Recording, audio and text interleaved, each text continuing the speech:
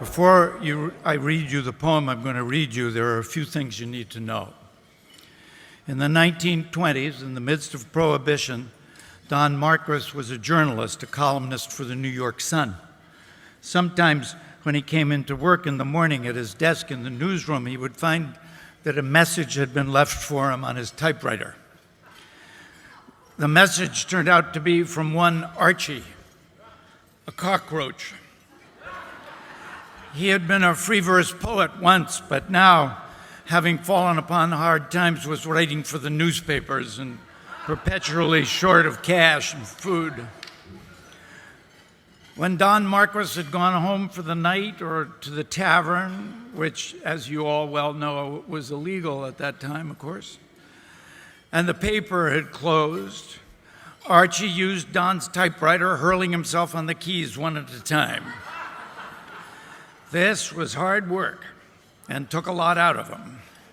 He was only one cockroach and therefore had no way to capitalize, being incapable of holding down the shift key. Quotation marks and punctuation were too much for him, but he was erudite, a widely read little pest. With his friend, the alley cat Mehitabel, he got around. He was a sophisticated New Yorker at a time when to be sophisticated in a New Yorker meant something.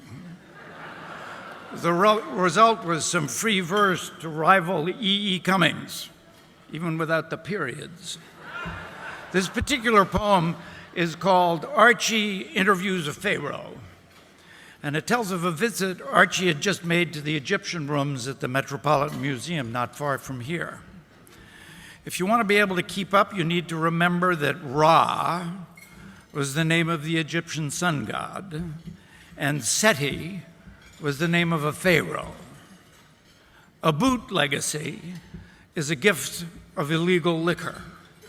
And one last thing, Gambrinus, when we get to him, was the mythological king of Flanders who is credited with the invention of beer. Archie interviews a pharaoh. Boss, I went and interviewed the mummy of the Egyptian pharaoh in the Metropolitan Museum as you bade me to do. What ho, my regal leather face, says I. Greetings, little scatter-footed scarab, says he. Kingly has been, says I. What was your ambition when you had any?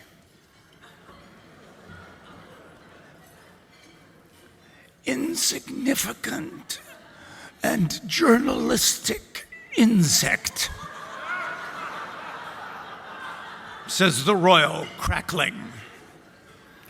In my tender prime, I was too dignified to have anything as vulgar as ambition. The rah-rah boys in the Seti set were too haughty to be ambitious. We used to spend our time feeding the ibises and ordering pyramids sent home to try on. But if I had my life to live over again, I would give dignity the regal razz and hire myself out to work in a brewery. Old Tan and Tari, says I.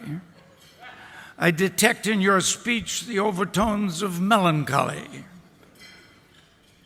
Yes, I am sad, says the majestic mackerel. I am as sad as the song of the Sudanese jackal who is wailing for the blood-red moon he cannot reach and rip.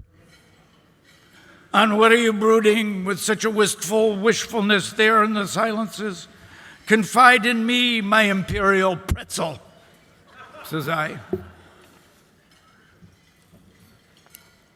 I brood on beer, my scampering whiffle snoot. On beer, says he. My sympathies are with your royal dryness, says I. My little pest, says he. You must be respectful in the presence of a mighty desolation. Little Archie, 40 centuries of thirst look down upon you.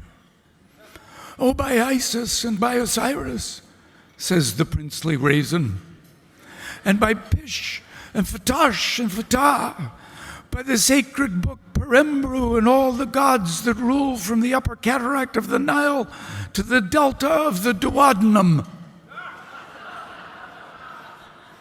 I am dry. I am as dry as the next morning mouth of a dissipated desert, as dry as the hooves of the camels of Timbuktu. Little fussy face. I am as dry as the heart of a sandstorm at high noon in hell. I have been lying here and there for 4,000 years with silicon in my esophagus and gravel in my gizzard, thinking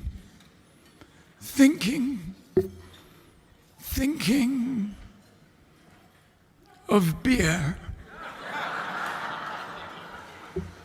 Divine drought, says I, imperial fritter. Continue to think. There is no law against that in this country. Old salt codfish. If you keep quiet about it. Not yet.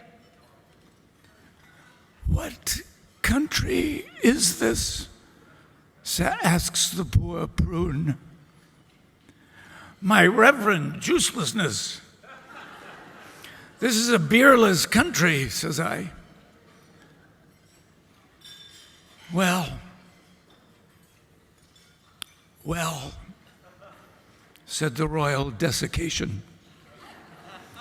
My political opponents back home always maintained that I would wind up in hell, and it seems they had the right dope.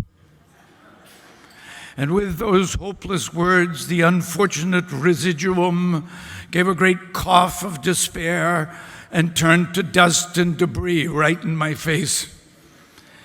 It being the only time I ever actually saw anybody put the cough in sarcophagus. Dear boss, as I scurry about, I hear of a great many tragedies in our midst. Personally, I yearn for some dear friend to pass over and leave to me a boot legacy. Yours for the second coming of Gambrinus, Archie.